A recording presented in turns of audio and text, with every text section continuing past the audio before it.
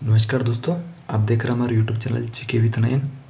दोस्तों, कल बात करी थी हमने भारत के द्वीपीय भाग की, जिसमें हमने पढ़ा था भारत के द्वीपीय भाग में अंडमान निकोबार द्वीप समूह और लक्षद्वीप, जिसके बारे में डिटेल से हमने जाने थे कि उत्तरी अंडमान है, दक्षिण अंडमान है, लघु अंडमान है, लिटिल अंडमान है, हमारा निकोबार है। तो ये सब हमने जाना था। आज बात करेंगे हम दोस्तों सिंधु नदी अपवाह तंत्र की। आज से हम नया चैप्टर चालू कर रहे हैं, भारत का अपवाह तंत्र। तो आज सिर्फ बात करेंगे हम दोस्तों सिंधु नदी अपवाह तंत्र की। दोस्तों, सिंधु नदी अपवाह तंत्र जानने से पहले थोड़े से फैक्ट जान लेते हैं क्या क्या है अपवाह तंत्र के बारे में। तो दोस्तों आइए जानते हैं भारत का अपवाह तंत्र। दोस्तों, भारत का अपवाह तंत्र क्या है, हम बात करेंगे भारत के अपवाह तंत्र की। दोस्तों, अपवाह शब्द कहाँ से इसकी उत्पत्ति हुई कि दोस्तों, अपवाह क्या है कि एक जो निर्धारित जल मार्ग द्वारा जल का जो प्रवाह होता है उसे हम अपवाह कहा जाता है। उसे क्या कहते हैं, हम अपवाह कहते हैं। किसको? एक निर्धारित जल मार्ग द्वारा जल का प्रवाह अपवाह कहलाता है। और दोस्तों अपवाह तंत्र क्या कहलाएगा कि कई जलमार्गों के जल को हम कई जलमार्गों के जाल को, बहुत सारे जब जलमार्ग एक साथ जुड़ जाते हैं तो उसको हम अपवाह तंत्र की श्रेणी कहते हैं। ठीक है दोस्तों। और नदी बेसिन एक और चीज़ है, तो वह संपूर्ण क्षेत्र जो एक अपवाह तंत्र के लिए जल का योगदान करता है। तो दोस्तों नदी बेसिन पूरा क्या है कि एक अपवाह तंत्र बन जाएगा, तो उसे हम नदी बेसिन कहते हैं, प्रायः नदी बेसिन कहलाता है। दोस्तों, नदी बेसिन और अपवाह तंत्र में कुछ खास कोई ज़्यादा अंतर नहीं है, ये थोड़ा सा जानने योग्य था। दोस्तों, अगर भारत की बात करें तो भारत का अपवाह तंत्र, हम भारत के अपवाह तंत्र को दोस्तों दो श्रेणी में बांट सकते हैं। दो श्रेणी दोस्तों, हमारा जो भाग है भारत है, सबसे ज़्यादा जो नदियाँ है वो हमारी नदियाँ निकलती दोस्तों हिमालय से। कहाँ से निकलती दोस्तों? अगर उत्तर भारत की बात करें हम दोस्तों, तो उत्तर भारत की जितनी प्राय नदियाँ हैं, चाहे सिंधु है, वो गंगा है, यमुना है, ब्रह्मपुत्र है, तो ये सारी नदियाँ कहाँ से हुई है? उनका उद्गम कहीं ना कहीं हिमालय से ही हुआ है दोस्तों, प्रायः हिमालय से ही होता है उनका दोस्तों। और बात करें हम एक और प्रायद्वीपी, दोस्तों प्रायद्वीपी में जैसे सतपुड़ा की पहाड़ी है, हमारी विंध्याचल पर्वत है ना, हमारा नागपुर का पठार है, तो यहाँ से जो दोस्तों यहाँ से छत्तीसगढ़ी पहाड़ी है, तो ये जो दोस्तों है यहाँ पर क्या है कि ये हमारा प्रायद्वीपी भारत कहलाता है। प्रायद्वीपी भारत जो हमारा निचला भाग है, जो एमपी से नीचे का भाग है हमारा, वो हमारा प्रायद्वीपी भारत कहलाता है। तो वहाँ की जो नदियाँ है उसके अपवाह तंत्र और हिमालय अपवाह तंत्र दो श्रेणी में बांटा गया भारत के अपवाह तंत्र को। दोस्तों अगर बात करेंगे, सबसे पहले हम बात करेंगे हिमालयी अपवाह तंत्र की। दोस्तों किसकी? हिमालयी अपवाह तंत्र की। हिमालयी अपवाह तंत्र की दोस्तों, हिमालयी अपवाह तंत्र में तीन बड़े अपवाह तंत्र है दोस्तों। तीन नदी तंत्र आते हैं, जैसे कौन सा हो गया? एक तो सिंधु नदी तंत्र। कौन सा हो गया? सिंधु नदी तंत्र। ये सिंधु के नाम ही आज हिंदू और हिंदुस्तान का नाम है दोस्तों। इस सिंधु को जो लोग थे, यूनान के लोग, वो हिंदू करके इसको बोलते थे, सिंधु को हिंदू बोलते थे। तो यहीं से हमारा भारत का भी नाम इसी सिंधु नदी से ही हिंदुस्तान पड़ा है। एक है हमारा गंगा नदी तंत्र दोस्तों, गंगा नदी तंत्र, और एक है ब्रह्मपुत्र नदी तंत्र। बात करेंगे सबसे पहले दोस्तों आज सिंधु नदी तंत्र की। क्या करेंगे? सिंधु नदी तंत्र की। कौन से? सिंधु नदी तंत्र। तो थोड़ा सा सिंधु नदी के बारे में बता देता हूँ दोस्तों कि सिंधु नदी हमारे उत्तर भारत की बड़ी नदियों में से एक है। ठीक है दोस्तों। उसका जो उद्गम है, कहाँ से निकलती है वो दोस्तों? ये निकलती है जो चीन में तिब्बत है, वहाँ पर मानसरोवर झील है दोस्तों। कौन सी? मानसरोवर झील। और वहाँ पर एक चेमांग युंगडुंग ग्लेशियर है। प्रायः जो हिमालय की जो नदियाँ दोस्तों, वो ग्लेशियर से ही निकलती। कहाँ से निकलती? ग्लेशियर क्या होता है दोस्तों? बर्फ़ का एक झील बोल सकते हैं, बर्फ़ की बनी हुई। तो वहाँ से जो ग्लेशियर से जो पानी हमारा पिघलता है, ये बर्फ़ पिघलती है, तो उससे नदी का निर्माण होता है। तो कौन सा वो ग्लेशियर है? हमारा चेमांग युंगडुंग ग्लेशियर। और वो कहाँ पर है? मानसरोवर झील में। कहाँ पर है दोस्तों? मानसरोवर झील में। दोस्तों अगर सिंधु नदी की बात की जाए दोस्तों, तंत्र अभी आगे बात करते हैं हम तंत्र की। तो जो इसकी लंबाई है दोस्तों सिंधु नदी की, वो दोस्तों कितनी है, 2800 किलोमीटर। कितनी है, 2800 किलोमीटर। अगर इसकी बात करें तो सिंधु नदी है दोस्तों, तो ये चीन से शुरू होती है। तो चीन, भारत और पाकिस्तान, इन 3 देशों में प्रायः बहती है दोस्तों। आगे बात करें सहायक नदी इसकी दोस्तों, अगर सिंधु की अगर सहायक नदी बात करें तो सिंधु की झेलम, चेनाब, रावी, ब्यास, सतलज, ये जो 5 नदियाँ हैं, ये प्रमुख इसकी ये 5 नदियाँ तो आपको याद रखना ही, और इनके उद्गम और कहाँ पर मिलती है ये भी हमको याद रखना है, क्योंकि ये दोस्तों ये जो नदियाँ है ये भारत में बहकर ही हमारे पाकिस्तान में सिंधु नदी से मिलती है, इसलिए इनको याद रखना हमारे लिए ज़रूरी है। तो ये जो दोस्तों है हमारी झेलम, चेनाब, रावी, व्यास और सतलज, ये दोस्तों क्या है, हमारी बाईं ओर से सतलज, ये सिंधु नदी में मिलने वाली नदियाँ है। और एक है श्योक, एक नुब्रा है दोस्तों। नुब्रा का बहुत इंपॉर्टेंट है दोस्तों, नुब्रा नदी का।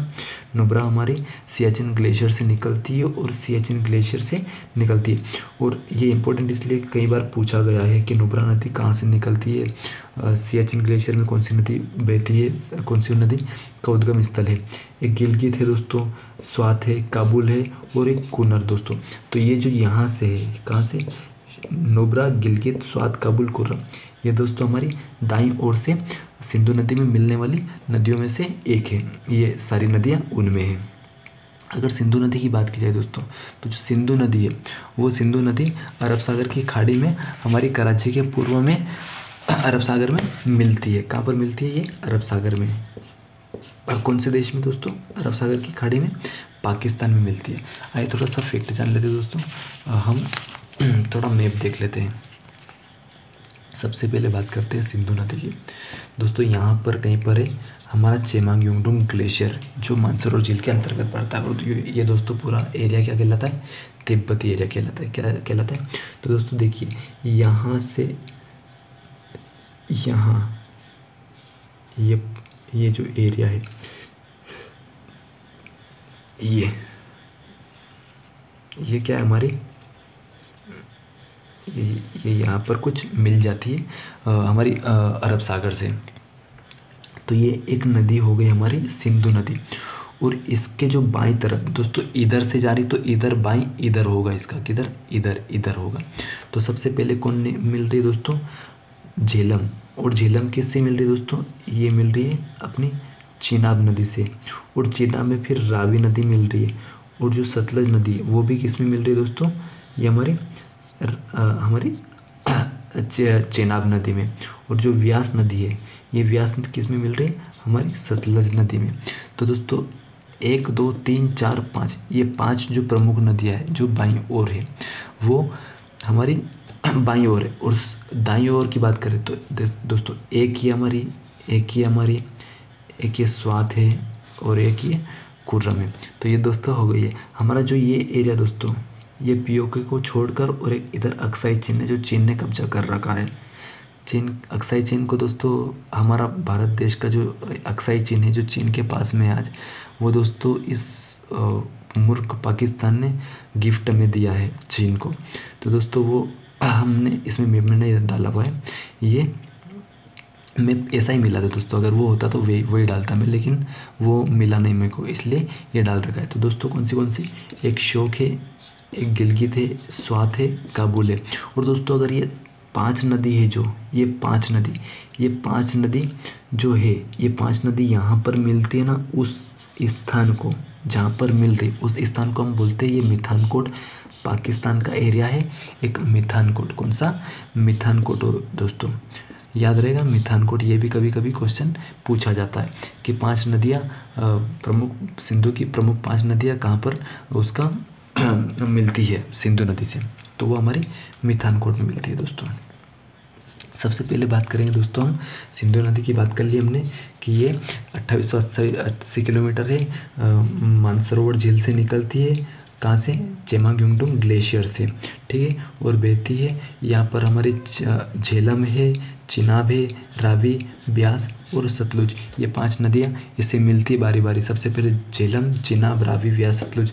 एक्चुअल में क्या है कि जो सिंधु नदी की जो प्रमुख सहायक नदी है वो तो चेनाब ही है दोस्तों। जो चेनाब है वो मुख्य चेनाब ही मिलती है, लेकिन पांचों नदी इसकी प्रमुख सहायक नदियाँ गिनी जाती है दोस्तों।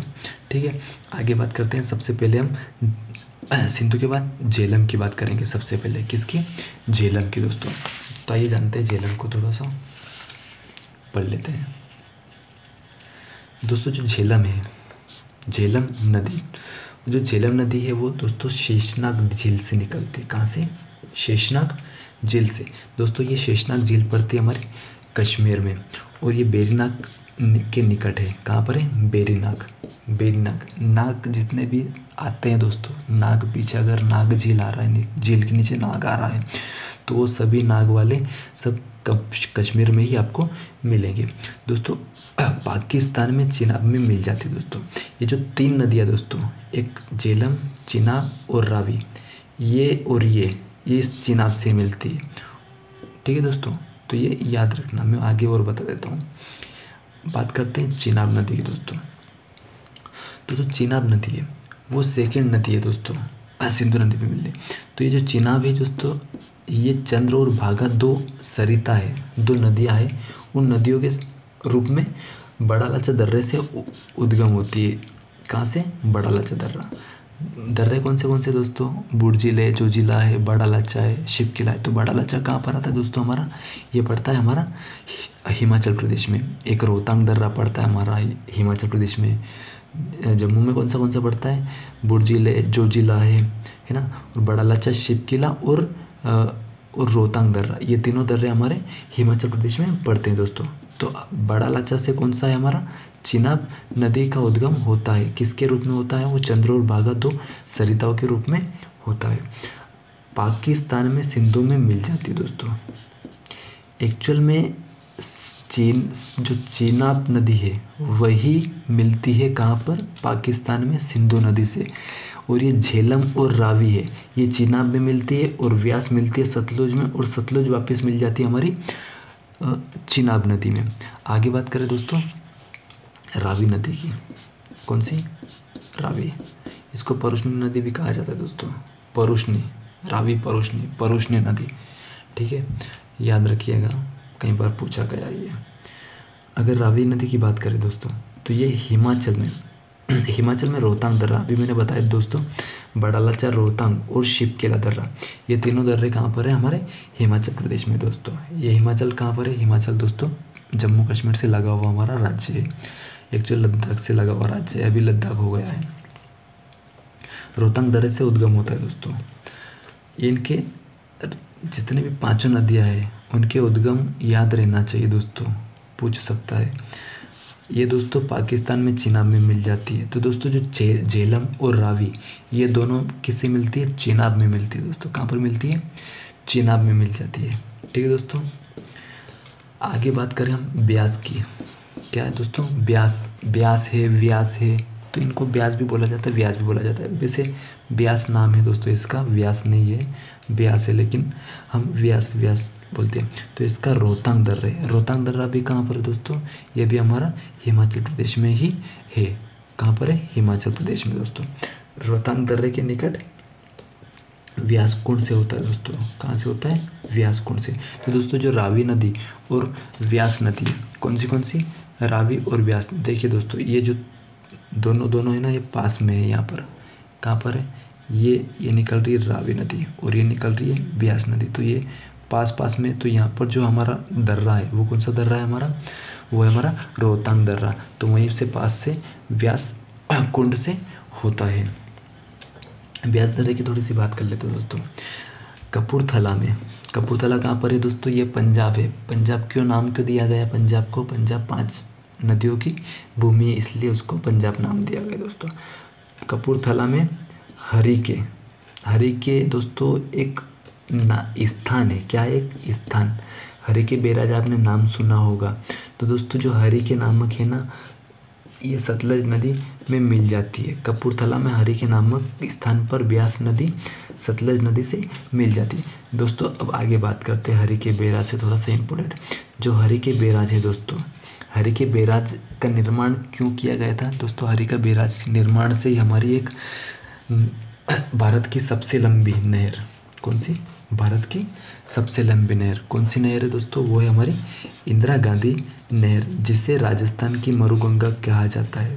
दोस्तों राजस्थान में प्राय नदियाँ बहती नहीं है, तो वहाँ पर ये जो इंदिरा नदी है, इंदिरा गांधी नहर है, जो राजस्थान के उत्तर में बहती है। तो वो कहाँ से निकलती है? हरिके बैराज से। और वो दोस्तों व्यास और सतलज के संगम पर हरिके बैराज का निर्माण किया गया है दोस्तों, ध्यान रखना। आगे बात करते हैं दोस्तों सतलज नदी की। कौन सा दोस्तों? सतलज नदी। सतलज दोस्तों, सतलज नदी जो है वो भारत में नहीं निकलती।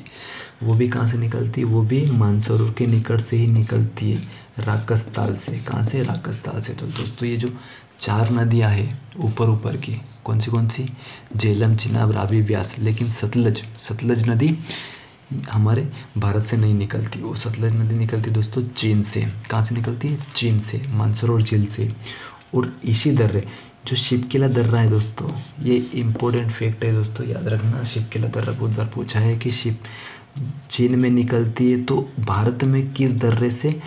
दर्रे प्रायः दोस्तों नदियों की बने रहते हैं, तो किस दर्रे से? कौन सा दर्रा है भारत का जिससे सतलज नदी भारत में एंटर करती है? वो दोस्तों शिवकिला दर्रा है हमारा। कौन सा दर्रा है? शिवकिला दर्रा। और ये कहाँ पर है? हिमाचल प्रदेश में। तो दोस्तों शिवकिला दर्रे से ही सतलज नदी भारत में प्रवेश करती है चीन से। कहाँ से? चीन से भारत में प्रवेश करती है। आगे बात करें दोस्तों पाकिस्तान में चिनाब में मिल जाती है। दोस्तों मैंने बोला कि सभी नदियाँ A to Z जितनी भी 4 नदियाँ वो चिनाब में मिल जाती है। बाकी बचे दोस्तों एक शोक है, नुब्रा है, गिलगित है, स्वात है, काबुल है और कूनर है। तो ये जो 5 नदियाँ दोस्तों, कौन सी? बाईं वाली नदियाँ। बाईं और कौन सी? जो बड़ी बड़ी नदियाँ हैं, झेलम, चिनाब, रावी, व्यास, सतलज। तो ये वाली कहाँ पर है? हमारी भारत में है। और ये मिलती कहाँ पर है दोस्तों? ये सिंधु नदी से मिलती है। मिठानकोट एक स्थल है, कहाँ का? पाकिस्तान का, वहाँ पर मिल जाती है दोस्तों। तो ये आज हमने पढ़ा है दोस्तों सिंधु नदी तंत्र। क्या पढ़ा है? सिंधु नदी तंत्र। एक बार रिवीजन कर लेते दोस्तों। सबसे पहले हमने अपवा पढ़ा है। अपवा तंत्र किसे कहते हैं? जलमार्ग द्वारा जल के प्रवाह का निर्धारित जलमार्ग द्वारा जल का प्रवाह अपवा तंत्र अपवा कहलाता है। और अपवा तंत्र ऐसा तंत्र है जो कई जलमार्गों के जाल को अपवा तंत्र कहा जाता है दोस्तों। नदी बेसिन भी यही है। और हमने पढ़ा है भारत का अपवा तंत्र। भारत का अपवा तंत्र को हमने 2 भागों में बांटा है। पहला है हिमालय अपवा तंत्र, दूसरा है प्रायद्वीपीय भारत का अपवा तंत्र। आज हमने बात करी हिमालय अपवा तंत्र की। हिमालय अपवा तंत्र में दोस्तों 3 नदियाँ प्रमुख हैं, जिनकी सहायक नदियाँ भी बहुत बड़ी है। सबसे पहले सिंधु नदी तंत्र, फिर गंगा नदी तंत्र, फिर ब्रह्मपुत्र नदी तंत्र। आज हमने बात की सिंधु नदी तंत्र की दोस्तों। सिंधु नदी तंत्र में हमने सिंधु के बारे में जाना है कि यह तिब्बत से मानसरोवर झील से चेमांग योंगडुंग ग्लेशियर से निकलती है। इसकी लंबाई 2880 किलोमीटर है। इसकी सहायक नदियों में झेलम, चिनाब, रावी, व्यास, सतलज, श्योक, नुब्रा, गिलगित, स्वात, काबुल, कूनर ये नदियाँ हैं। और ये अरब सागर की खाड़ी में मिलती है। ठीक है दोस्तों, इसका हमने मैप समझाया था कि हमारा जो सिंधु नदी है ये हमारी चीन से निकलती है और हमारी पाकिस्तान में अरब सागर में मिल जाती है। कराची के पूर्व साइड में कराची यहाँ पर है, मतलब यहाँ पर मिल जाती है ये। ठीक है दोस्तों, आगे उसके बाद झेलम है, चिनाब है, रावी है, व्यास है, सतलुज है। सतलुज में व्यास नदी मिलती है। और जो बाकी झेलम और रावी है वो चिनाब में मिलती है और सतलज भी चिनाब में मिलती है। तो दोस्तों आज का वीडियो यहीं समाप्त करते हैं। कल बात करेंगे हम हमारा जो दूसरा नदी तंत्र है, गंगा नदी तंत्र। बहुत इंपॉर्टेंट है दोस्तों, गंगा नदी तंत्र हमारी पवित्र नदी तंत्र है दोस्तों, गंगा नदी तंत्र। और गंगा का नाम ऐसा बदनाम कर रहे हैं लोग कि कहीं पर अन्य देशों में गंगा नाम की नदियाँ कहते हैं। तो गंगा नाम की नदियाँ इसलिए कहते हैं ताकि वो सबसे जो प्रदूषण में सबसे नंबर 1 हो। उसको मध्य प्रदेश की गंगा देख लो, कहीं और की गंगा देख लो, तो उसको नाम इसलिए देगा है। जैसे मध्य प्रदेश की गंगा देख लो तो मध्य प्रदेश की गंगा कहते हैं बेतवा नदी को। तो उसको इसलिए गंगा कह रहे हैं मध्य प्रदेश की क्योंकि सबसे प्रदूषण में सबसे ज़्यादा गंदी है वो, इसलिए उसको मध्य प्रदेश की गंगा कह रहे हैं। तो ये कोई फैक्ट थोड़ी है क्या। ठीक है दोस्तों, कल बात करेंगे हम गंगा नदी तंत्र की। आज के लिए काफ़ी है वीडियो। ठीक है दोस्तों, धन्यवाद। आपका दिन शुभ रहे। और वीडियो हमारी कैसी लगी लाइक और कमेंट करके ज़रूर बताएं। और हमारा चैनल दोस्तों अभी तक सब्सक्राइब नहीं किया है तो हमारा चैनल ज़रूर सब्सक्राइब करें। ठीक है दोस्तों, धन्यवाद।